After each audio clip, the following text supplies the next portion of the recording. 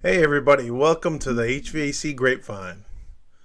Tonight we got a good show for you guys. But, before that happens, we want to tell everybody, like and subscribe, because we're trying to get the whole, the wheels going here. We got, we don't know what Chris is doing. Eric took a back seat, and we're still popping videos weekly. And we'd like for your support, and tonight's going to be good. We have NCI here with David Richardson, and we're going to be talking a lot about airflow upgrades. But who we got here in the background? Is that, let's see here. Is that, wait a minute. Who's this guy?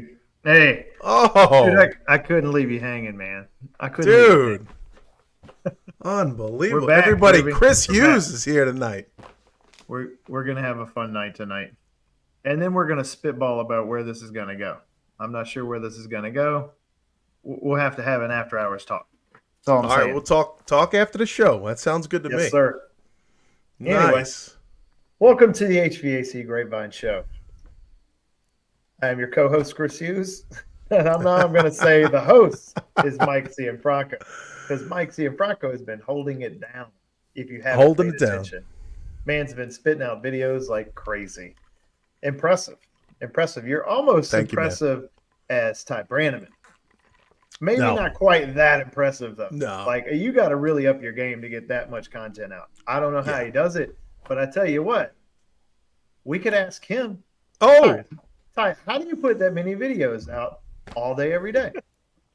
Well, it's a passion and a necessity, because I also volunteer with some tech support stuff, and these questions that people get asking, I'm like, well, people don't know that, so I need to tell more people about that. And then I put it out, and then people have more questions. I'm like, well, I need to answer these questions, and so I make a video, because it's easier to make a video than to type and spell check. Yeah. Yep, dude, tell me about it. Yeah. Yeah, we had Ben on a while ago with Bill Spone, and he's like, "Hey, can you write something up for me about home performance?" I was like, "Absolutely, man." And I start typing. I'm like, "Oh my god, I can't type. I'll just make a video." Yep. I know exactly what you mean. So, guys, I don't want to waste any time tonight. I've got questions galore for the guests, and so, we got to go right into this thing. Let's welcome David Richardson. Hey, man, guys. I have wanted to do this show for quite some time. All right. Life is good. I'm hanging out with three studs. A good night. Man, I tell you what, when David wanted to come on the show, I was like, we got to fire up this show, man. We cannot not have this show. We got to do this, right? Because this show is about news. We started this show because it was all about industry news. That's true. It's like in my life, growing up in Louisiana where I have, it's to get HVAC information.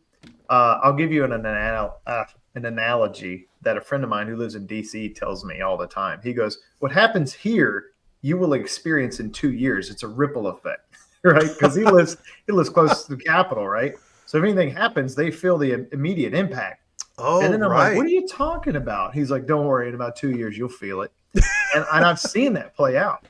And HVAC training is very similar. It's so unconnected, but starting to become more connected that in Louisiana, man, everybody's playing catch up to things that are happening around the country way faster. Dude, I feel the same way in Florida here, man. I feel like this is the peninsula of pain, dude. It's like when I got a call from that one company. They wanted to do a lot of solar and auditing, and I looked to become an energy auditor. So I was like, all right, no problem. who's doing, training classes in my area? Nobody. I had no idea. Ooh. Yeah, you are now. Yeah, right. And someone says, "Do you want to be that guy?" I'm Yeah. sure that somebody told you that. You want to be that guy? We'll line you out. Yeah. No. Yeah. But maybe soon. Maybe. I'll never say no, right? So it does blow my mind that we're in the year 2024, and it's like when people are looking for training, I get asked kind of frequently about specific trainings. Like blower door specific, like zonal specific. Where can I go send my whole team to do like a zonal specific training? And I'm like, I mean, I could do a online webinar with you if you like. I'm like, where do you want to go? I'm like, I don't know. I don't know. That would be cool. People are getting curious though. There's a lot more curiosity now where people are wanting to dive deep, and so we got to fill that need. Yeah, I'm loving it, man. That's what we started with. This was bringing information to people up front. Yep. So with that being said, there's training, and then there's a lot of training that gets taught differently everywhere. And so there's been a mission, right, that we're going to go into tonight, and that's the air upgrade mission. David, here's my first question to you. An air upgrade. This is a trademark name of NCI, am I right? Yes. Okay. So starting there, this isn't something you just made up. This has been, and the reason I know that is because give me 2 seconds. I'll be right back. Yeah, we did a little bit of traveling on it. Ty did this to me once on a live stream. He's like, "I'll be right back," and I was like, "You know what?" He just ran off. Yeah, lunch was interesting. Let me guys talk to you. How much? Yeah. All right. So, I've sat in this class with you. This is your old ATD book, right? It is. Airflow Testing Diagnostic book. It's been overhauled, but this is the old book, and it literally says air upgrade in it. So y'all been running with that name for a while. Yeah, but it's going on about 10 years. But the name's now it's now the name's circling again, right? Like we're bringing are we bringing like new life or just a different spin of life to it? Like what are we doing here? Both. Okay, take us through it, man. That's the biggest thing. I mean, air upgrades. No one cares if you start talking about sheet metal and ducts and insulation and mastic. Yeah, what they care about is what it does. Well, we do. I mean, that's just how we're wired. But most customers don't. They care about what it does, and that's kind of what air upgrades do. Is they take a predetermined scope of work and they dump it into a single package that improves airflow and static pressure at the equipment. And what it's designed is to do is get the equipment operating within manufacturer specifications, and hopefully fix a couple of comfort problems at the same time. Now, one of the nice things about that is having a prepackaged scope of work is you don't have to do any thinking about it. You pick and choose what's already inside that scope of work to fit the problems that you have. Now, you raised your finger up, so I'm going to show you. I gotta make a comment, and I've talked to Ty about this offline before. Like one of my biggest hangups with this show was like always like struggling with like not saying too much because I know too much, and it's like now I'm in that predicament. It's like, oh, I want to embellish on that, and I can't. Like, are you feeling that issue right now as we talk about it? Right? Because like, yeah. You know what I'm saying? Like air upgrade is y'all's class, right? Well, we can talk an entire day about it. But I mean, to understand it's a prepackaged product that everybody can take and you make it fit what you need. That's what's cool about it. So many guys, anytime they start trying to figure out what duct repairs need to be done, it's a mix of a game of, duck, duck, goose and a science project. Yeah, and you end up stressed out and running around in circles trying to figure out how to do it right. And it doesn't have to be hard like that. So what we've done is tried to take something very complicated and simplify it for the redesign market. Cool. Question. When someone comes to you for an air upgrade training to learn how to do an air upgrade, and I hope I'm not, if I go too far, you tell me to stop. Right, because I don't want to give away the class, right? Because let's just say it, man. You guys, you make a living off training, flat out. That should just be said, right? So I don't want to give your class away. Well, it's not just the training; it's the process that drives the training. Because training without a process is just a random string of facts. which, I mean, they're good, but you have to be able to take that training and put it into a process and then monetize it. Without that, it's just cool stuff to know. There's a lot of sharp guys out there that, you know, aren't making the livings that they could because they don't have processes to streamline everything. Right. Yeah, we definitely need to get into that a little bit tonight. Yeah. So my question is, when someone learns how to do an air upgrade, there's two things that come to mind. One, are we taking a unit out of life support, and is that the purpose of an air upgrade? Are we taking it all the way where like you're getting total full-fledged like air balance comfort of the home, or is that two separate worlds, two separate classes, totally separate worlds? Okay. That's what you're doing is you are taking the equipment to where it can breathe. It can actually go. Oh, right. Yeah. That's the biggest thing is it can breathe. And there's a lot of good side effects after that. When you fix airflow problems at the fan, and you can cover up a multitude of sins. But the approach to where you're talking about, where you can take an actual system to where it can be balanced. A lot of guys say, you know, oh, we're just going to balance the system. I don't think so. There's a whole lot of work that goes into that. Most systems, I would say 99.9% of all systems can't be balanced without some type of work. Yeah. To get to that balancing level, another option that you have, there's like a fork in the road. We have a timeline in the class that we go over. And one of the branches off that leads you to a process called duct optimization. And that's where you're making the ducts right. So that's not air class upgrade. 2. So it's you go through first class, which would be your like ATD class. And then if you get the unit out of life support, and then you want to become a mechanic who can do ducts, go through duct system optimization at that point, then you learn how to do the full gamut, right? Like that's where we go in and we're doing the whole shebang. Ty, and some people may not want to. You look like you've been wanting to say something for like 10 minutes. I have. So I'm restreaming this on my channel also, and I just want to make sure everybody knows who David Richardson is. He is a brilliant man. He's one person I call on all the time. Anytime he's speaking, I make an opportunity to go listen to his class. He cares truly about this trade, and he will teach you so much stuff. And what's cool is he's with NCI, who also is about, let's bring the trade up to another level. Instead of competing with people that are, you know, about that lower bid, they're solving whole house problems. And if you get into building science, you can get overwhelmed quick. But they have a system and a process that teaches people and builds people up and gives them a path to be successful. So I think most people, I just assume everybody knows who David Richardson is. But just in case there isn't anybody that knows, always listen to this man. He is brilliant. And you'll see me listening more than I'll be talking, because what he says is always important. Yeah, it's true. I mean, we gotta talk to the audience, because you don't know who's coming in as a beginner, you know, and not everybody knows.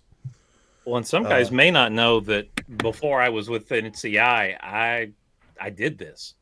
We had to make this work in our family company, and one of the reasons I ended up at NCI is because this stuff that we talk about, the airflow and the combustion stuff. Hopefully, you guys can have me back sometime to talk about that. That's the stuff that saved our family company. And, you know, some guys, they could care less. They, you know, teach me the technical stuff. That's great. But if you're somebody out there and you're struggling, you're like, how am I going to feed my family? How am I going to pay the bills? We were there, and we knew we did better work than all the guys in our area. At least we thought we did. It looked better. It still sucked. And once we started testing, we found out. But we had to make a decision. We could either stick our heads in the sand and say, you know, we're going to ignore this, or we're going to do something about it. And I'm grateful to say we did something about it, and we made a very nice living off of it. That's cool. That's kind of like Adam Muffich from HVAC Overtime. And Adam is a like-minded soul. That's one of the reasons we've been blessed to hook up with him. He's been awesome. A godsend. Man, what a talented individual Adam is. Like, man, I am fortunate at my career at TEC to get to work with you guys and work a lot with Adam. Like, and we built a good friendship. Like, man, me and that dude. My wife's like, who is that? It's like 9 o'clock at night. I'm like, that's Adam. She's like, we talk all the time. But we are insanely creative. And one thing I would tell you, we've had some fun, deep conversations about like, why did we get out of our businesses, right? Like, why did we go where we went? And we both have the same like mindset is it's not a money thing. You get to a point where you've made money in life and you've been successful and you're like, all right, I've made money. I don't need more money. I mean, of course, that'd be nice. Don't get me wrong. Who doesn't want more money? But like, you get to the point where like, okay, if I make 150 this year and I could make 180 this year, will I be more happy? No, probably not. Right? Like, it doesn't change anything. But like, when you know you could make an impact, right, for the people who do exactly what you do, and you think you could have a chance to maybe provide a better understanding. I'm not going to say a deeper. For example, I went to TEC and I felt like a total idiot. And I'll be straight up with you. Compared to most of the talent there, I am an idiot. Like, I am the idiot there, dude. I am the red sheep. But I can relate, right? Like, I've been in the trenches. I've done my time in the attics, right? Probably killed tons of brain cells by being in attics that I shouldn't have been into. I've broken into cold sweats. I know what that feels like. So I can understand when we're asking the wrong questions at the wrong time and say, hey, that information would be great. But when you're in a 135-degree attic and you come down from that and your clothes are soaking wet, and guess what? You didn't bring a change of clothes that day, and you want to measure airflow, you don't want to ask that question. Like, nobody's gonna want to answer that. That requires too much digging, and they're exhausted. And that's like, you know what I'm saying? There's things like that are changing paces inside companies, and I hope that the trend continues where technicians, like, not that I want to see all the technicians come out of the technical field and go work for manufacturers or training or this or that, but they need that level of influence. And at first I didn't think like that. I thought, man, what am I going to do here? For the like the first 6 months, I'm like, I don't know what I'm going to do here. But slowly it starts to make sense. And you go, oh, okay, I'm here for perspective, right? That's really my give. And Adam You've is been definitely key in this process, Chris, that you're the connector for TEC to the HVAC industry. Okay, I'll take it. You are, Thanks. you know as well as I do. A lot of people don't know this, but the revision of that airflow testing and diagnostics class, I was in Chris's, actually we're sitting right across from where Chris is at right now. And we had this manual torn apart. And I was like, this has got to go. This has got to go. This has got to go in. Chris said, hey, what about this? I was like, yeah, that's got to go in. We'd slap a Post-it note on it. We were rebuilding this class in his room. In my, like, literally like 5 feet away from here. It's like we did the class 3 times and we were like, all right, we're going to overhaul it. Let's go to my house and overhaul it. And we came back here and we just hammered down. Tons of fun. That's awesome. And that's the class at the summit you're talking about? I'm just giving kind of a preview edit at the summit. It'll be like an hour session. We'll take that class live probably in October. Okay, cool. When it's a version 3.0, that's when it'll go live. Nice. Yeah. But yeah, you do a lot for the average guy in the trade. It's not like, okay, here's a tool. There you go. You bring some people together, dude, especially with the Animal House at the symposium, man. Hey, man. You bring a lot of people. I gotta take my hat off. If it wasn't for Brian Orr inviting me to the symposium, none of the stuff that's happening right now, all this stuff that's connecting, would have never happened. Dude, next time, I don't know if that guy's a hugger, but the next time I see him, I owe him a hug. Yeah. I don't know if he's a hugger or not, but I hug him. He was the connector. He's the glue. Fun fact, man. You go in slow for the hug, and you gotta. He's done, dude. He's done so much, man. It's just so much. Yeah, he's the reason. I mean, he will. Yeah, he'll clam away, but just gotta go in for it. He's definitely the reason I'm at TEC. I mean, straight up. Like, I even, like, when I approached Steve and them, I'm a witness. I was there. Yeah, Mike probably put the ball on the tee for me. Mike, the day before, I went and approached him and had a chat. Mike's Steve Rogers and Bill Graber from TEC. Yeah, they were in the kitchen at the Animal House. I was like, man, I don't know, man. You guys need like an HVAC guy to like connect. and Bill's looking at like Chris, and I was like, yeah, man. That's awesome. Yeah, that's how that went down. I mean, and if it wasn't for Brian Orr and the symposium, we've seen so many cool people get together, dude. We've had very fortunate he's keynoting at our summit. I'm looking forward to that. Allison Bales was at that, like hanging out with us, like, they're cool people. You think they're I'm just gonna throw it out there, these guys, for anybody who's listening, there's no Animal House this year. I've just got to Sorry. say it, get it out there, because every time it comes around, like 3 months out from the symposium, my phone blows up, and I'm like, and then I got to figure it out. So We I still took don't a know year- where the symposium's going to be. We don't, but I took a year off from doing that. Just It's a lot of work. It's a going to lot be a of work. long week. Yeah, For I mean, those of us that go AHR to is going to be AHR. AHR is stacked up right behind it. I don't know where I'm going to stay to hit both, so it's kind of confusing. There was rumors that the symposium's going to be outside at Brian Orr's house. No, I'm joking. It's just a joke. Pool party. All right, It'll be good Jumping. wherever it is. jumping back on track. Yeah. Hi, I see you've got my tool hanging behind you, dude. Oh, What's up? dude.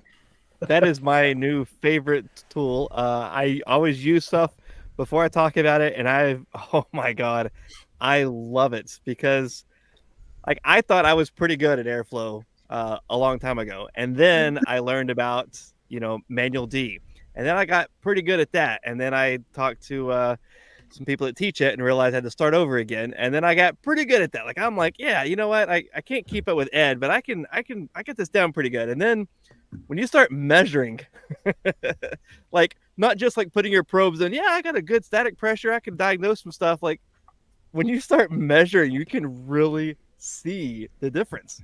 The numbers don't cool. lie. Like, wow, that has been an issue, and I've never seen that before. So like, it's awesome. It's crazy stuff, man. Well, I did one the of the video. I things did that- the video on it. It diagnosed a bad X13 motor, a Gentech. That was nuts. Oh, if you haven't seen that video, Mike, if they haven't seen that video, you need to put that video in the link in the show notes in the chat and let them watch it. That's Okay, the first story I've heard of someone checking a motor that's still running, but actually diagnosing the motor while it's still operational. It that was a bad. water leak call, and now you know, Ty, because like a lot of people in the chat don't have the tool. If you don't have the tool, you need to like buy that now. Dude, it's All right. I put it right in the grill. 8 minutes, man. This is going to turn into a sales pitch, and we don't want to make this a sales pitch, but No. we are going to make it a sales pitch Yeah, tonight. don't. But You need know, a true fluff. I'll tell you, Chris, you know how much we believe in this thing because it's in the air upgrade process now. Yeah. Yeah. A lot of people don't know the background of how we hooked up because we said we've got questions about it. Yeah. And I'll tell that Steve and story. Bill said, you need to come to our lab and we will show you. And you Yes. guys invited myself and our engineer, Ben Lipscomb, up. And we gave you guys 5 torture tests. And we said, if you guys can pass this, then because this is what people are going to do with it. Yeah. And we said, if you guys can pass this, then we play ball. So And you guys, I NCI think, went to were TEC. 5% of the worst. Yeah. So That we- David, so for like 2 weeks before David and then came up, this is like really, this is the beginning of the relationship, right? And we had been wanting to build a relationship with NCI, get training off the ground, because like I'm just one person, right? And taking the HVAC route for TEC, and definitely the bosses help out, but they got a whole company to run, man. They can't be doing like Blower everything, right? doors, So, duct testing like, equipment. we need Yeah. a training organization like that's in the tech's face with it. But it's like, but you guys wanted to vet us out, right? And So, which was so pretty awesome. they beat it up, huh? So I mean, but David that was our sends me, job, but we needed to. yeah. David Yeah. sends me a description, and so I'm like, all right, crap, what do I do with that? And so I mock it up in PowerPoint, and I'm like, David, is this what you want to see tested? He's like, well, this I want to change this. I'm like, all right, let's mock it up again. So I like mock it all up, and I'm like, is that what you want to see tested? He's like, yes. I was like, okay. I send that to the bosses, and they're like, okay, we need to, like, you may not know this, but we tested before you came up because we wanted to make sure we would pass, right? So we're like, hey, we go to the engineering team, we're like, mock everything up, test it, these 5 assemblies and make sure we're passing, so we were confident when you came up. We knew we would, but it's like, you always want to be super prepared, right? So It's like we almost like tested you're not everything. testing, you're guessing. Yeah, What's like that, we're Ty? testing it out, but like Oh, I'm not gonna lie. We of course there's always a situation where you're like, man, hope there's no issues there because this is what they want to see, and then we can't like fudge it. Like it has to be exactly what we mocked up that they approved. And Ben and I, when we went back to the airport after meeting with you guys, I mean, we were like skipping into the terminal because we were like, holy crap, they've got the thing, the solution that we've needed forever for getting the sale. Because the sales piece is always the missing piece of any type of a duct upgrade. I'm not trying to throw any salespeople under the bus. Oh, But you most mean the sales report? guys have never been trained on airflow. They don't want to mess with airflow. They want to sell boxes. Right. And what the TrueFlow does is it makes airflow testing easy for a salesperson. You guys made airflow testing easy. You put the workflow in the app. I mean, you've made it easy for a salesperson. You solved our problem. Well, taking this a step further, we also kind of like got the agreement with drawing a blank. Come on, Chris. I could do better than that. MeasureQuick, right? And y'all have some ideas with MeasureQuick that are coming down the road. I don't know how much you're allowed to speak on that, but if you want to give people a taste, I can talk about phase 1 because it's been released. Okay. Anything else, I can't. Because and that was another thing that happened as a result of the symposium. Us sitting down and talking with Jim and envisioning what could happen. And they're like you guys. They are so phenomenal getting to work with Jim and Joe and Val. I mean, they're just, and Ben, I mean, they are such an incredible team. And what they've done is they have taken similar things to what you guys have done on the TrueFlow app, but they've done it to where we can tie it in with a process where a technician can go straight in. They can measure static pressure, and then they've got, calling it a static pressure screening test. You guys have one also. Mm-hmm. And that's really like the first phase, because without a technician, the air upgrades remain hidden until you test for them. I mean, you can look and say, oh, this duct system sucks. But until you got measurements, you're guessing. And it provides a real simple way to get started. And that air upgrade process depends heavily, starting off digitizing it through you guys and through MeasureQuick. So, I want to show this just so people know, because this is free, right? And I don't want people to think I'm like asking for money, because try not to turn this into a commercial, but people need to know, and that's what this show's about. So here's what we're talking about. Inside the app, you can see there's NCI workflows. Now, what those workflows, some of those workflows will do that the ones that we built initially in there won't do, is what David's saying is, look, you don't want to purchase a tool yet. Totally understand. Doesn't mean you can't start somewhere. And those workflows will start you somewhere. You can get a manometer. You can take the manometer you have now, use the app. The app will guide you through where you need to take your pressure measurements, things like that, and then work your way up to more quality measurements. Y'all talked us into that. Good move, 100%, right? And then we tier people up. That's the name of the game. So get started somewhere. With a basic manometer, you can get a nice report, and you can present that to the customer. Yes. I love it. Yeah. And then what MeasureQuick's done, Jim didn't want to leave guys out that had Bluetooth probes. And he was like, well, we'll make it also where it connects with the Bluetooth probe. So if you got that set, it'll automatically connect with MeasureQuick. So, I mean, we tried to take something that we had done on a paper form for years and streamline the process. And you guys have been integral to that. I mean, the partnerships have just been awesome.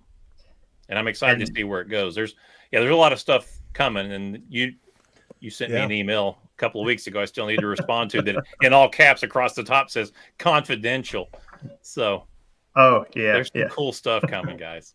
I've sent quite a few emails lately that said confidential. So I think I know what the one you're talking about, but it's been weird how many of those I've sent recently that say confidential. There's a lot going on. Which confidential one? Which one was it? All right, I'll let the cat out. I'll let the cat out of a bag on one, man, that I think's pretty fun, and I want to get Ty's take on this one.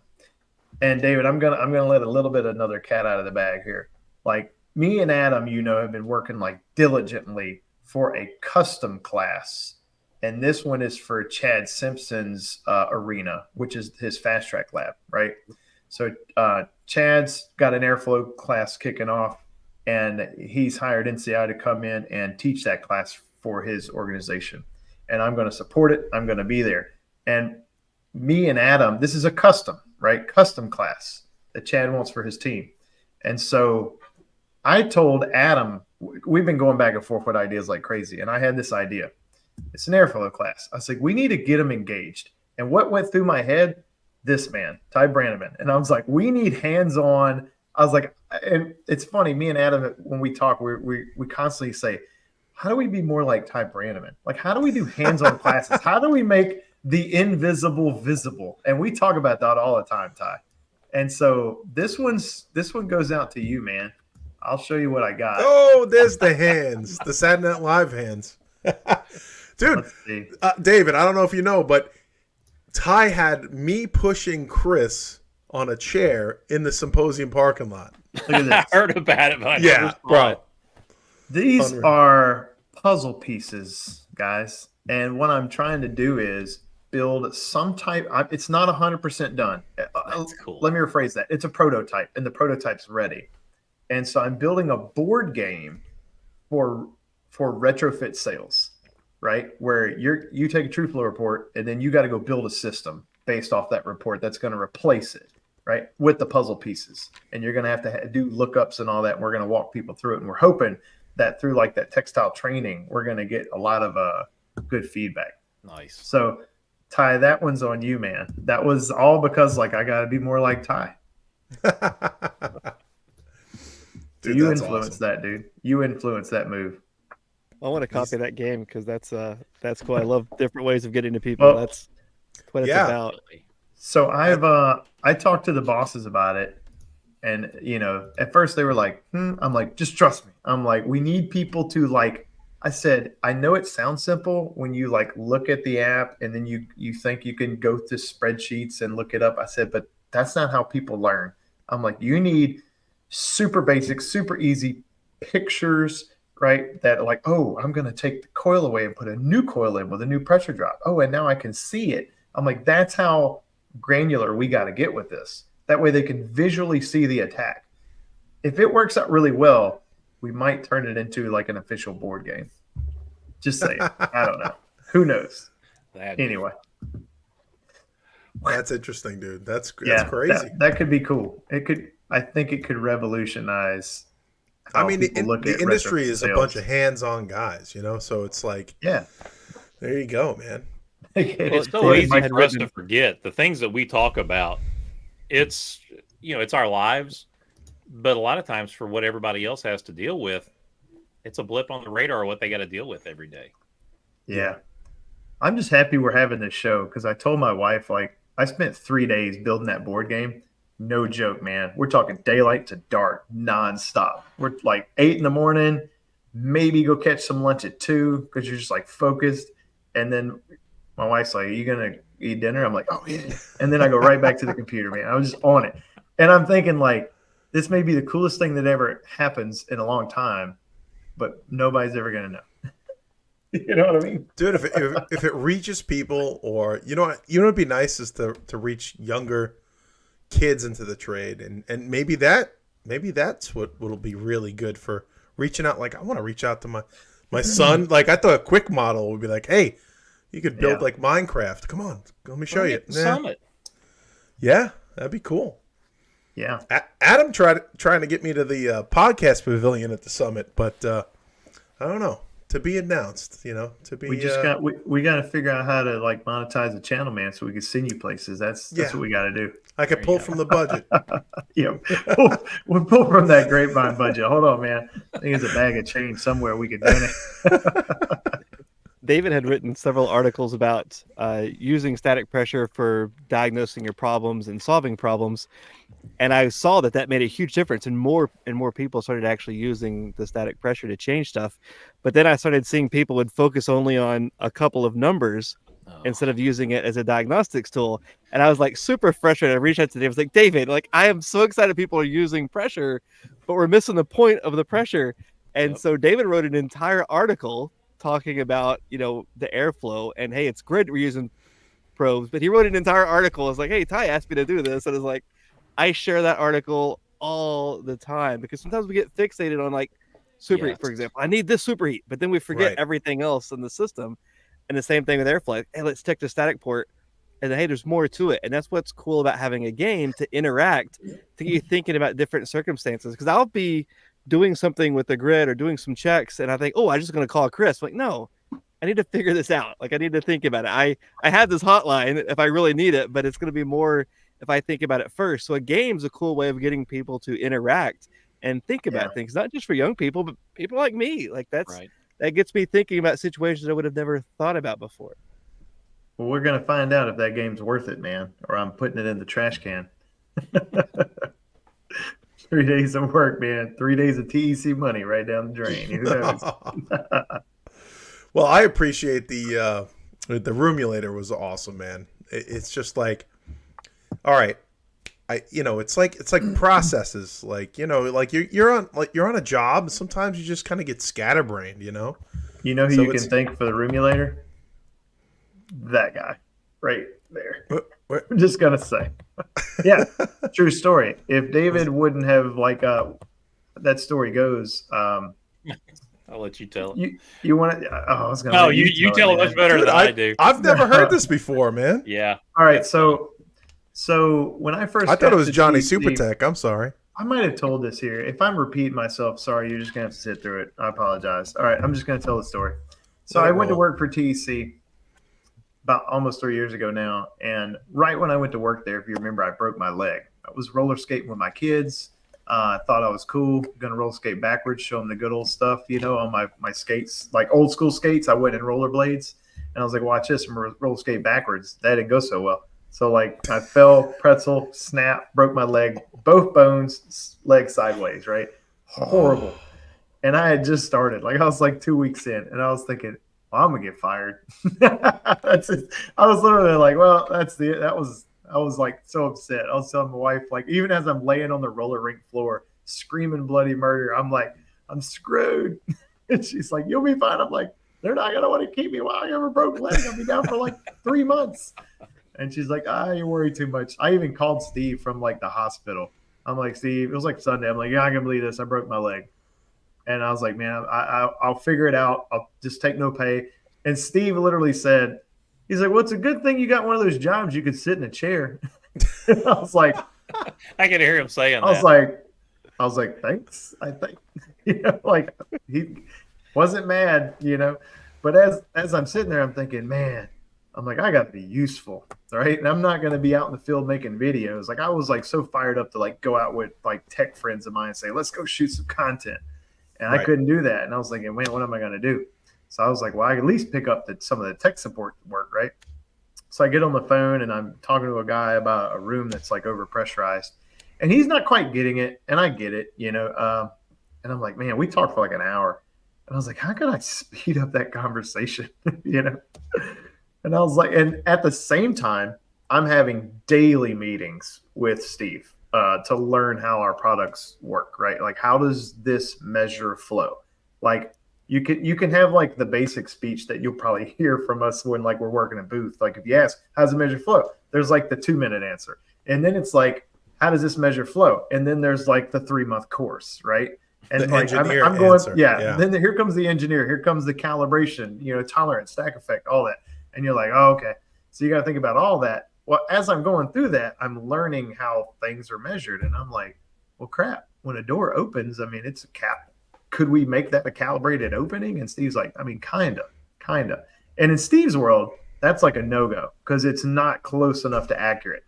And he's like, yeah, that probably wouldn't work because when you open the door, you have this crack, that crack, this crack. You never know how much it's going to be. And I was like, but Steve, I'm like, dude, horseshoes and hand grenades, bro. I'm like, people don't need to be that accurate with this. He's like, yeah. So we joke about it.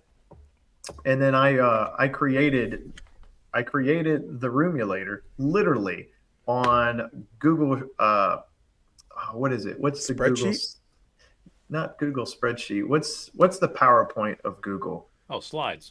Google Slides. So I built it. I didn't even know how to use Microsoft PowerPoint at that time. So I'm living in Google Slides, and I create it, and I tell my wife for because I have a meeting every day, and I tell my wife for 3 days, I'm like, I want to show it to him. I want to show it to Bill and Steve. I'm like, but I think it's too stupid.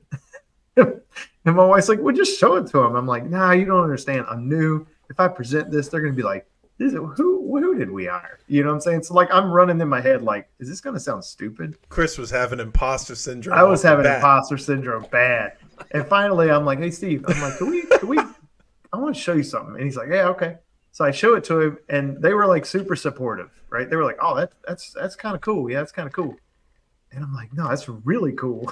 Like I'm jazzed about it. I'm like, I'm fired up, man. I'm in their face. I'm like, what are you kidding me? This is freaking awesome. I'm like, we should make this and sell This has it. got to go out today. Yeah, this is tomorrow's business.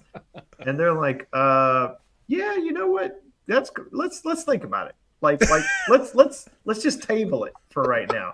And I'm like, table it. And I was kind of like taken back, like, dang, man. And then as the night went on, I remember telling my wife, I was like, they think I'm stupid. I'm like, I presented stupidity to them. I'm like, who the hell am I freaking trying to make a credit card when they're freaking making like badass tools? Like, who am I? And so I felt like a total idiot. And then, basically we dropped it. So I didn't bring it back up for 2 years, bro. Oh 2 my years. God. And then us and NCI started building a relationship. And somebody from NCI reached out and we talked about y'all were looking to build something similar to Rimulator, and y'all were just kind of wanting to do the spreadsheet move. Yeah, it was John. And I was like, you know what? I was like, dude, hold up a second. I'm like, I have this, and I have way better than a spreadsheet. And I'm like, I'm gonna call David. He's like, yeah, get in touch with David about it. So I reach out to David. I'm like, David, you need to see this.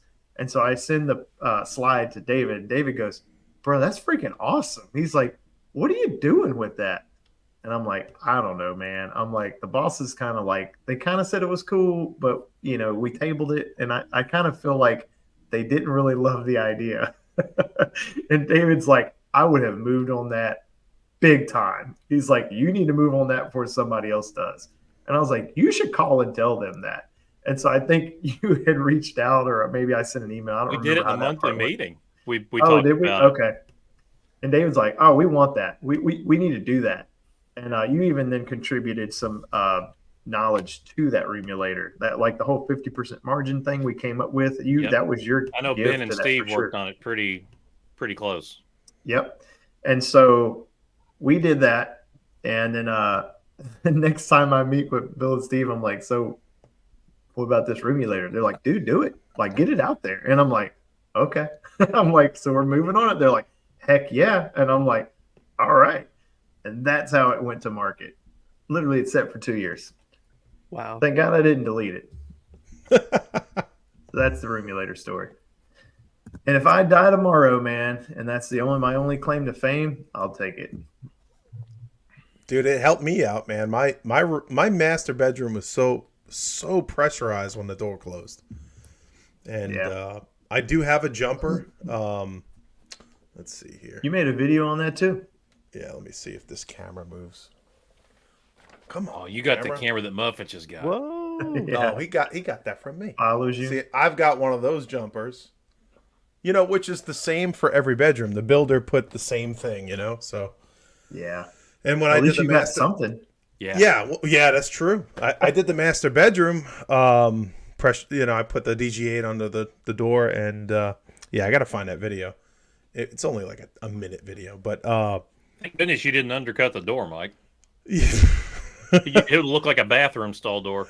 Dude, yeah, I mean that is undercut too. It's crazy, and this one's like 4 pascals. But anyway, yeah, I used a Rimulator, and then I did. I think it was what's the company that makes those wraps? The Return Air Path.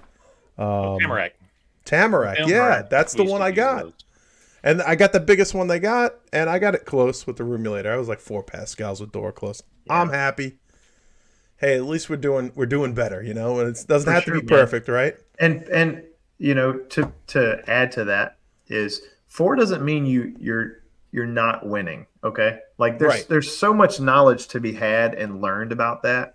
You might hear people say, hey, 5 pascals is where you need to stop. 3 pascals is where you need to stop. You need to get as close as you can to 0, And the truth is, unless you know the leakage of the room and the impact to the ductwork when you're taking that measurement, you don't really know where you need to stop. That's a good point. Yep. Yeah. So plus, 3 pascals is how much flow is coming into that room? Right. Yeah. That's a good point.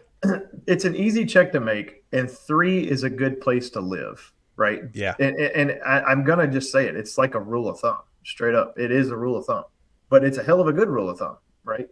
And you can't go wrong living by that rule of thumb. Could you get away with 5 pascals of pressure? Yeah, you could. You could, but you need to know when you can, and you have to take more measurements to make sure you can. Yep. And you should be measuring all that anyway, but 3 is definitely somewhere. 3 pascals for anybody who's listening, not 3 inches of water column. Oh, right. Yeah. Pascal. Coming up in the classes, we finally got a hold of your printer. Oh, and yeah. Dom's already placed a gigantic order, so they're going to start going out in every class. That's there we cool. go. I popped it in the chat. Pascales, people. Pascales. Pascales. But all yeah. Right, Ty, how do you make the invisible visible? Well, for us, I mean, numbers, right? That's a big part of what I love about the measurements, because I don't remember who the first person was that said, if you're not testing, you're guessing. But when we start actually seeing numbers, when I was doing the duckulators, my first duct design, I would put in the CF film because it just made more sense. I could see what was happening with it. But then having things like, the manometer, the true tool, the pressure, being able to see what's happening between there, for us, numbers is a great way to do that. And then before that, sometimes you have to back up. And so stuff like, smoke's a great way to show. And if you have a room that's leaking, we still use the smoke. You can see exactly where it's going. So we can see that invisible air movement. We can see what's happening. The other day, there was a conversation in the HVAC school chat, and they were talking about hot towards cold. And if you open a refrigerator door, what's happening. And then, so there was a whole big discussion on it. And then they got the infrared cameras out and the smoke out, like did all this stuff. And they showed, the hot air goes in at the top. And then the denser cool air rolled out at the bottom. Like it was both, everybody, both sides are right. And then, but we could visualize it. And like, here's a bunch of people that think in thermodynamics, but when we brought out all the stuff, let's see what happens. I love that. And then Chris, when you do these examples, you're like, hey, let's see what happens. Let's do this. And it's cool when you can actually see that result. My friend Craig Michelaccio, like he has the clear drain lines and the clear plexiglass on. He's like, hey, let's show what this is going to look like. Let's take a TXT and hook up the water. Let's show what that's going to look like.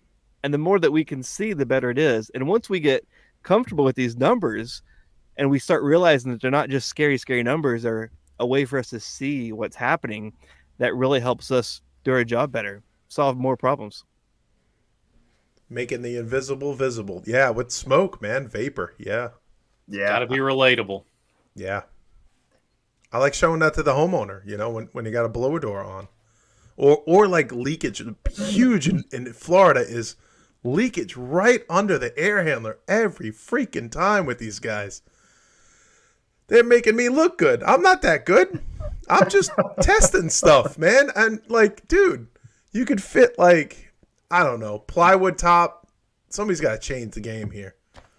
Mike, I used to love those titanium tetrachloride smokers. Those things were the best. They cause cancer, but that's beside the point. Yeah. Don't breathe. Let me show you this, homeowner. Come over here. Get your N95 mask.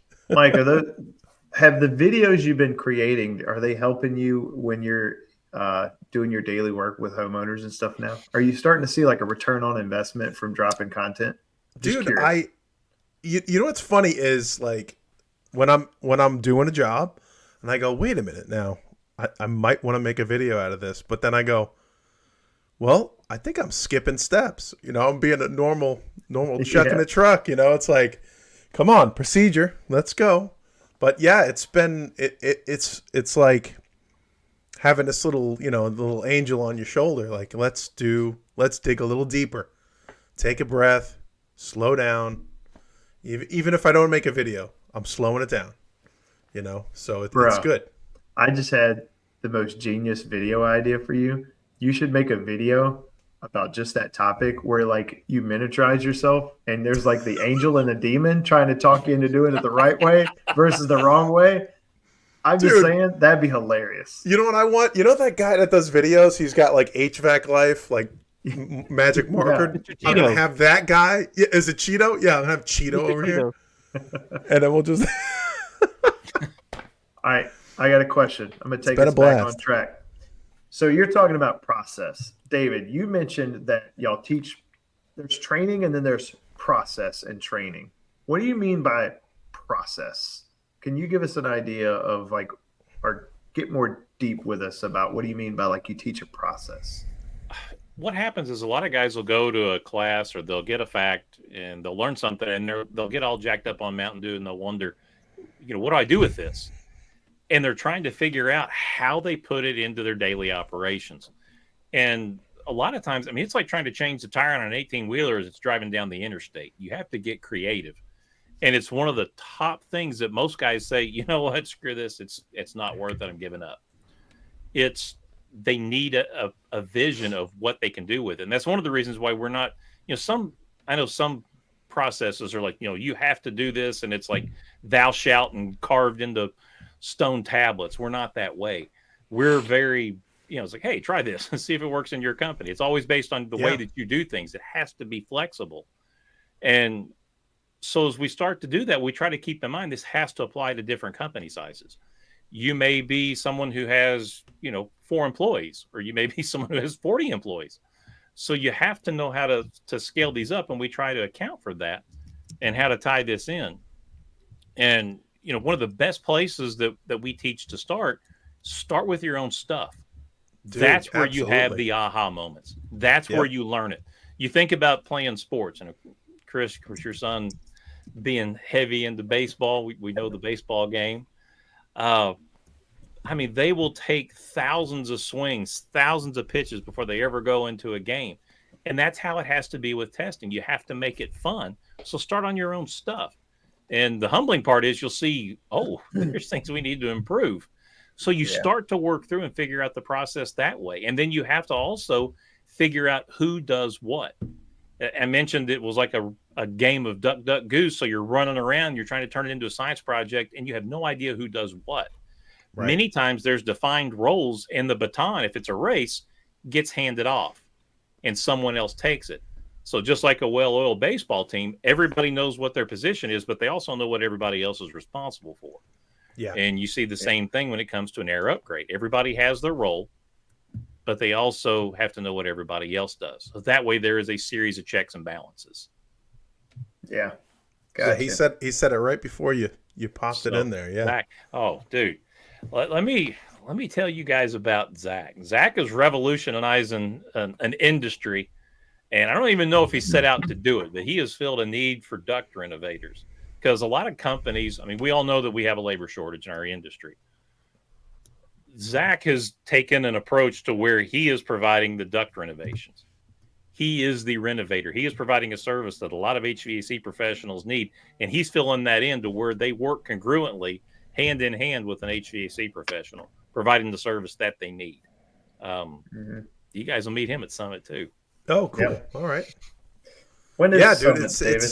It's I'm sorry, man. It was I don't want to forget this, but it'd be good if a lot more people just understand, like, even if they want to do this high-end testing, it's not really high-end, but it takes a little time to learn how to do these different things.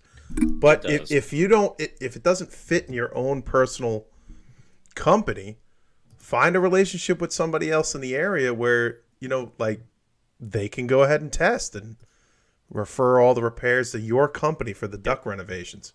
I want these guys with these smaller companies to understand that you can rely on somebody else.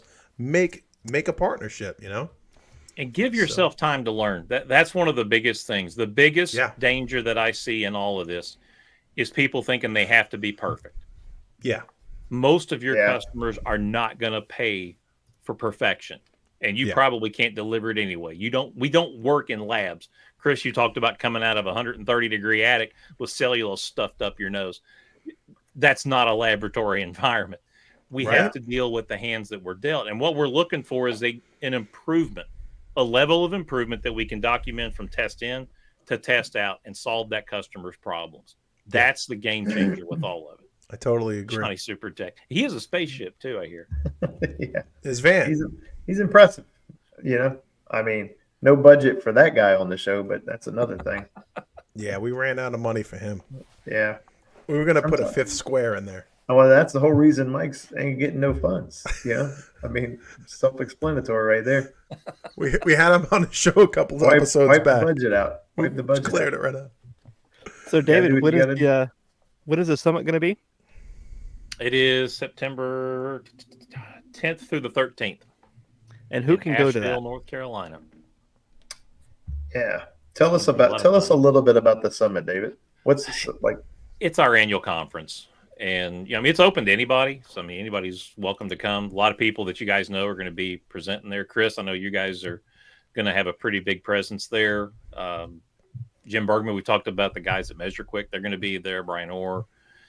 Dustin Cole's given a session on his renovation process, running through it. Adam's got a session on heat pumps. Trying to think. Man, I know I'm going to leave people out. Of course, most of the NCI instructors will be there. Rob Minnick's doing some stuff on building science. Some of you guys don't know Mark Hunt. He'll be doing his first summit. He is like Jim Davis version 2.0. So if you've never had a chance to listen to Jim Davis in person, and Jim is supposed to be there, by the way, Mark is like his clone almost. So he doesn't have the hair, but he gets it. So he'll be doing his first one. So David, you want to hear something funny? Stuff. The hair is real, by the way. So one year, I don't remember which year it was, but Chris books the house. He throws everybody in there. Sometimes he forgets to tell me who's coming, right? So I'm sitting at the Animal House one year, and I'm talking to this nice guy for a while. So I was like, hey, I'm Mike, and yeah, and I was telling him about, what I do, and I was like, so what do you do? He's like, well, I started this company. We do this, we do that, and I started this company called NCI. I was like, oh.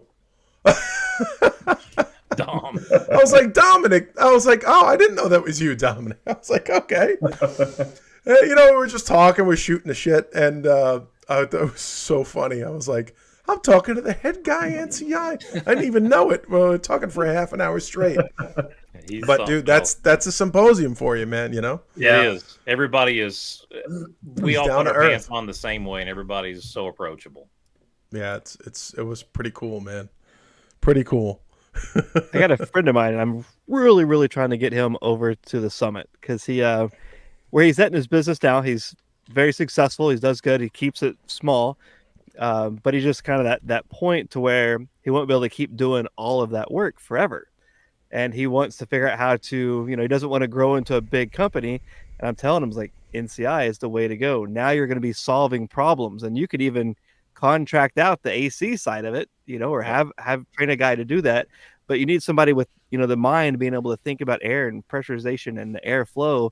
I said, now you're solving a different level of problems, and that can turn your business around. And I know that because I've seen it from so many people. David, you yourself, it's happened. I've seen Adam Melfich he's able to turn his company around. So I have a friend of mine trying to get him there, and I'm saying that here because I know that there's other people listening that want to do that. They want to do the science. They want to do more of the stuff, but it's either overwhelming or they don't know how to get started with it. And that's what NCI has, is they have that path. They have the support system there to help you get successful. I'm not sure if it's still going on. We have a submission for a scholarship. We give away 10 scholarships every year. It's free registration to the summit for the whole deal.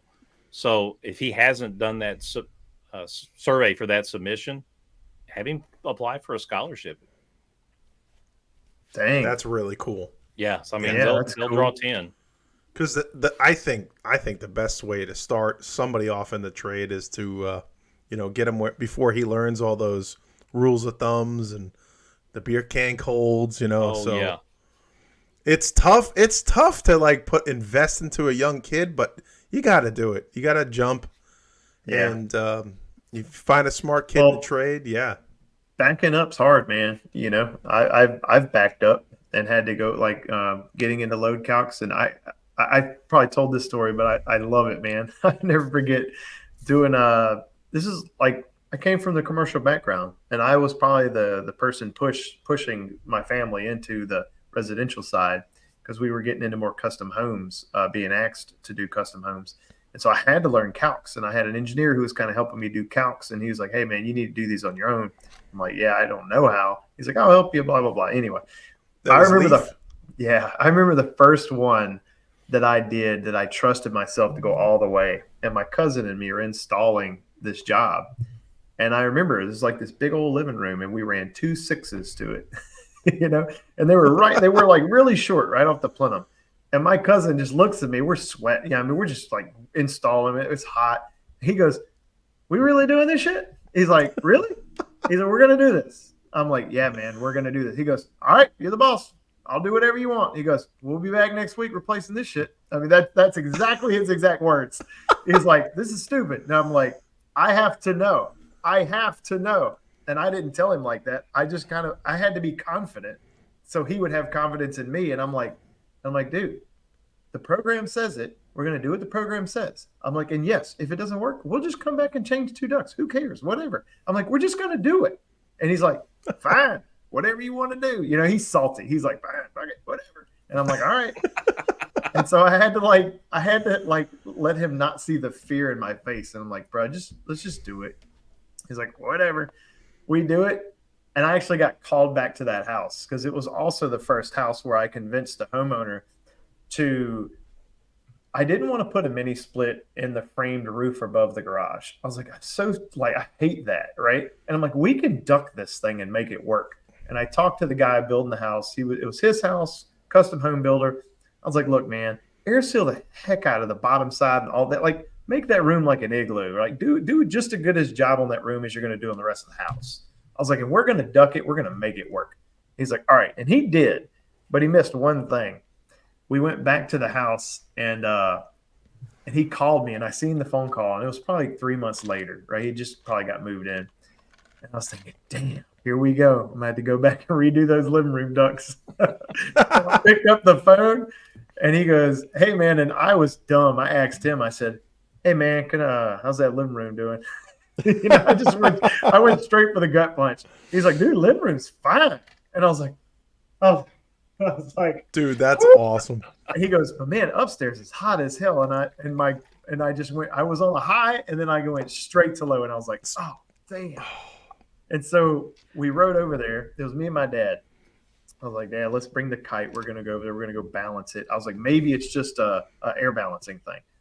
We pull out my right soft load calc, lay it on the table. My dad goes around with the kite. I'm calling out numbers, and he's just checking them. And we ain't holding nothing back. We're yelling across the house with the dude in the house with us. And I'm like, 192 or 76. And he's like, 83. And I'm like, "Okay, that's close enough. Go to the next one." Like, we're going at it, right? Very transparent. Well, we go into the upstairs room when we measure airflow, and we have it. And we're like, "Well, crap. What's the problem here?" And we're sitting there, and I'm like, "You know what? Hang on." I was like, "I'm going to go get I just bought like a month ago the FLIR camera that plugs into your phone." Let me go get that thing. And let's see if this room's like suffering from some heat. Because I was thinking maybe he just didn't do a good job on the walls. Right. And I go to scan it, and I'm just learning the tool, right? And I go to the ceiling. Everything's like blue, blue, blue, red. And I'm like, well, maybe it's red because it's the ceiling. I don't know, you know? And so I'm talking to my dad. I'm like, "You think that's normal?" And Dad's like, "I don't know." 125. 125's fine for the ceiling, right? We're thinking like, well, man, it is the attic, and it's probably freaking hot up there. I was like, the gun's probably showing that it's hotter, and it is hotter. And Dad's like, "Well, I'll just go get a ladder and climb up there." I'm like, "All right." He climbs up there, and he goes, he's like, grass. I'm like, "Yeah." He's like, you ain't gonna believe this." I'm like, "What?" He goes, "There ain't a drop of insulation up here." I was like, "You got to be kidding me." He's like, "Nope, nothing." He goes, "They didn't put anything up here." I'm like, and that's the one you did. That was like your first writes off manual J that was and my S. First, like, I'm going to do it all the way, trust the process, the whole thing. Yep. That was the job that convinced me that math could beat out everything. Right. That was my convincing job. Cool. And not only me, my cousin, a bunch of us. When I did that job, and that was like a 3-ton on like 2,400 square feet. When I did that and we went back to it and verified flows in the dead heat of summer, that was like a shockwave through the company. We were like, "You won't believe this. It works." I got a 3-ton on 2,400 square foot. Yeah, it was kind of like, whoa. That's a 5-ton all day in Louisiana. You know? I was going to say that goes to Ty's point about knowing home performance. Because what would have most guys done? They would have said 3-ton. We'll put a 5-ton in there. Oh, yeah. Instead of starting with the obvious. That was one of the coolest things that home performance and building science did for us, was it helped us separate ourselves from what was going on with the building. No homeowner will ever call the insulation guy and go, I'm uncomfortable, it's your fault. Or call the building contractor and say, hey, I got a ton of thermal bypasses, it's your fault. They always call us. Yeah. And I'm just going to say this. I know you said Dustin speaking at the summit. If you want to taste how to be a good investigator, bro, that dude right there could tell you the tricks on how to investigate a home. Like, you want to be more than just HVAC, follow that guy around. Like, he's a trip, beast. Man. He gets it. Let me add another little angle to that. I used to really love doing the refrigeration side because of all the controls and all the moving parts and all the different things to diagnose. But I hated working in the hot kitchen. Everything's in a rush all the time, weekends, holidays, and then grease. Everything was covered in grease all the time. When you start looking at the house as a system, you get to see that there's a whole lot more science and cool stuff involved in solving that house issue as there are in all the really cool refrigeration stuff, which I still love the refrigeration stuff, don't get me wrong. But when you get to see the house differently, it's like the Matrix. You're starting to see all the numbers on the wall, and you're starting to do your load checks. You're seeing how air is moving, and you start seeing things in a different light. And it really opens up a whole new world. So if somebody's out there and they're doing residential and they're stuck, or they feel, because I hear this all the time, people get like they're dead end, start looking at the air side, the building side, because it's going to unlock a whole nother level. And then we're talking about pressure, and we can't forget pressure. Like, we think about comfort and performance being nice, but we need to address the fact health and safety. We're talking about pressurization. We know everybody loves gas furnaces. Like, oh, heat pumps are the devil. You got to have a gas furnace. Well, we need to be thinking about, where is that flow going? Like, I'm good for either one, but if we're going to have gas, we have to look at which way it's flowing. I remember David said in one of his presentations, you put an arrow on there and air doesn't know there's an arrow there. So we start looking at the pressurization side, and we get to see furnaces backdrafting, water heaters backdrafting, fireplaces, vents, all the stuff backdrafting.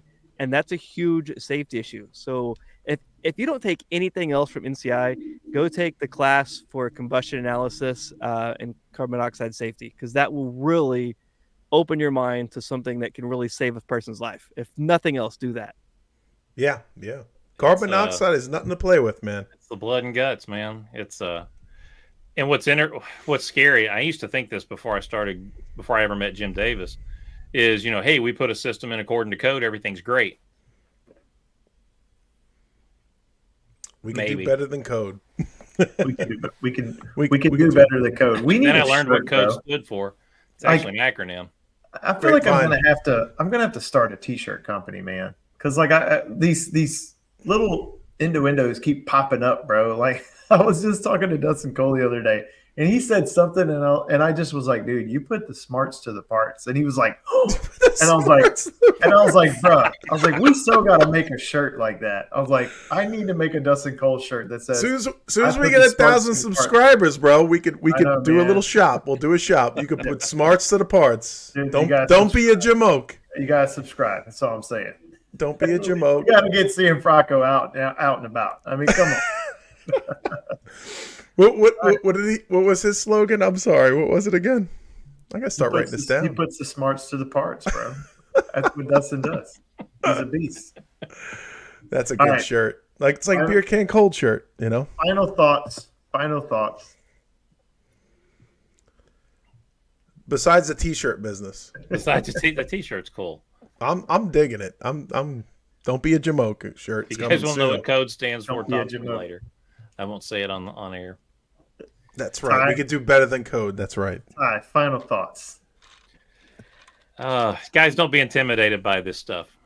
It's a lot of times we disasterize this stuff and think it's a whole lot worse than what it really is. Start small. As Ty said, what may be an obstacle for you may not be an obstacle for somebody else. Everybody learns at different rates. One of the things that was one of the biggest obstacles for our guys, and I would have never thought this, was installing a test port in the equipment. They were freaked out that they were going to drill a hole into a coil or a heat exchanger. Oh, right. That was one of the biggest things. The other thing, as far as final thoughts go, is, oh, that's good. Oh, and Dave's gonna be at Summit too. Dave has got some of the most rockin' filter racks I have ever seen in my life. and you guys will get to see them because I'm going to use them as part of my presentation. He has it down to a science, and he's also got the data to back him up on how he does stuff. He makes the best Filter X I've ever seen out of sheet metal. They're craft. They are true craft. I got so excited about Dave's Filter X, I forgot what I was talking about. I mean, What was I talking about? Oh, yeah, you're saying Filter X. You're saying Wait, are Dave's Filter X going to be at the summit? Because if not, they need to be. Because you just talked them up, bro. Hey, Oh yeah, Dave's they're FilterX.com. we need you to bring that Filter X to the summit. It's on its way. It's already arranged. I didn't know Dave was on the show. Nothing beats test Dave ports. Rack. Test ports. That's what it was. What guys should I had a hard time getting our guys to start testing. And what I realized is they heard two words, more work. And we sat down and we're like, guys, come on. Why aren't we testing? And they're like, Dave, we got all this other stuff to this. It's more work. And once I heard more work, I was like, okay, ding, ding, ding. I was like, let's talk about how it makes your work easier and faster. So we went straight to the coil. I was like, if you guys are doing a coil inspection, how long does it take you to take the door off the coil and take the delta plate off, talking an A coil, and do an inspection and see if it's dirty? Of course, they start throwing out all kinds of time estimates. Okay, wait. I've never heard the word delta plate. Yeah. Delta plate? Delta is that plate? is that an X-Men character? You talking about the sheet metal plate that's screwed into to close the air gap off the side of the coil? That's got a delta plate. That's okay. Had no idea. I'd never heard that one either. Yep, the one on the top's an apex plate. Oh, okay, gotcha. I may be totally wrong, but that's what I was taught. Nobody taught me anything about that. That's interesting. Sorry. That's cool. That's cool. But the guys were like, it takes too much time. They were like, we got to do this and this and this. And I was like, and you agree it's important to check the coil? And they're like, well, yeah. And I was like, all right, number one, two problems. If the coil's getting dirty, we got a filtration failure. There's something going on the filter. Right. Number two, you can drill a hole below, and we don't ever tell customers we're drilling holes in their stuff. It freaks them out. Put a hole before the coil, after the coil. Measure the pressure drop. If it's above this number, the coil's dirty. If it's below this number, you're probably okay. And they're like, we can do that? Yeah. It's amazing. Yes, you can. It made it easier. Just little things like that. Yeah. Yeah. It's crazy, man. It should make your work easier. Yeah. And I did a little bit of training. I got hooked on training, but my buddy's company, what I did, I would train 5 technicians, and I was like, who's got a manometer? And one guy raised his hand. I was like, well, bring it up from the truck. He's like, I got it at the house. I was like, well, what's it doing at the house? But I go, all right, let's start here. I was like, how many of you guys have replaced an X13 motor? And I go, hold on now. I'm asking 3 X13 motors in a row. How many? And I think 4 out of 5 raised their hand. I was like, guys, this is the time to grab a manometer. Call me when you're there. Let's just test a little bit, Start small. Yep. Right. Ty, final thoughts. Make sure get on LinkedIn. If you don't do LinkedIn for anything else, follow David. He writes these really friendly articles. They're easy to read. They're easy to digest. I'm not one for reading. I get lost and distracted easy. It's easy to read. Make sure you're following Chris too. He posts all kinds of cool stuff, and it's cool because Chris works with some brilliant people, like literally physicists. I mean, amazing people, and they talk to stuff. Sometimes I get lost. Not the physicists. and Chris will take stuff that Steven Rogers says and breaks it down and explains it. It's like Steve will say something, and I'm like, I look at Chris, I'm like, help me out here, bro. And Chris is like, oh, well, here's what he means. I was like, oh, okay, that's cool. And so make sure you're following him. Yeah, it's all different. There we go. Follow them. And then also, if you don't believe me, be following Mike, because Mike has started out where all this stuff is foreign to him, and he's adapting and he's doing it. And he's doing it in South Florida. And if you've ever worked in South Florida, that's a tough market. And he's doing it. It's happening. And people all across the country are doing this. It's achievable. Yeah. 15 years into the trade, I knew nothing. Different. Nothing. 15 years into the trade, Ty. I want something different. I want to learn more. And you don't have to know where to start. Just start somewhere and start trying things, testing things out. And then you're going to be curious. And it's like, how is this? How is that? And like I say, when Chris and David, they weren't born into all this knowledge. It started out being curiosity and doing stuff. And now look at them. They're amazing rock stars. So start somewhere and just keep learning something new. That's right, all man. right. I'm going to leave my note here. Here's what I like to tell people all the time. There has to be some level of confidence inside yourself that you exude to the client.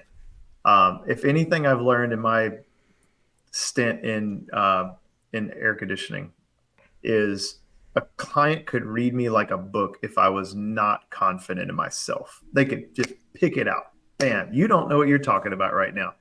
I can sense that from you. You have to believe that you can solve it. Even if you don't know how to solve it, you need to exude that confidence so that customer looks at you and goes, you know what? He may be full of crap, but he sure is confident, because I'm telling you, you're not going to get the work if you don't exude that confidence to the client. And I hate to say fake it till you make it. That's not what I'm saying, but maybe that is what I'm saying. You know what I'm saying? I'm just saying, you got to start somewhere. You got to be confident somewhere. You got to have that confidence. You do. You got to be confident. And then sometimes, you got a customer parrot, they're right here. I call it the parrot. And, you go, hey, let me get all my information together and then we'll get to you. Yep. Yep. You don't have to have an answer immediately for sure. Yep. Yeah. Hit us up. That's a good, man. Hit us that's up. a good one. We Hit us up in the Facebook. As you guys learn this stuff, stay humble. Yeah. Oh, there is I have seen guys learn this stuff and get attitudes. Stay humble. All right. We went way over time, but it was totally worth it, guys. It was fun. Yeah. Yeah. At some point I forgot we were like on a show, but yeah. That's what it's about, man. We'll catch you guys on the next one. I